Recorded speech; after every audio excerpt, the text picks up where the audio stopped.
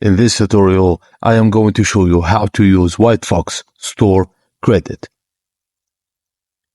Begin by selecting the items you wish to purchase and add them to your shopping bag.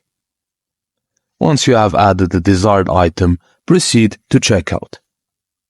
If you haven't already logged in, you gotta log in. Input your shipping address detail for delivery and select your preferred shipping method from the available options.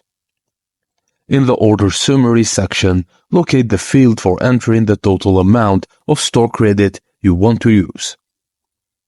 After entering the desired amount, click on Apply button to apply the store credit to your order.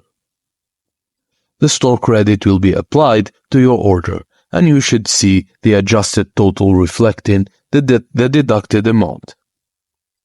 If the total amount of your order exceeds the amount of store credit applied, you will need to pay the remaining balance. Select your preferred payment method to cover the remaining amount. And that's it, guys. Thank you for watching, and please don't forget to like and subscribe for more.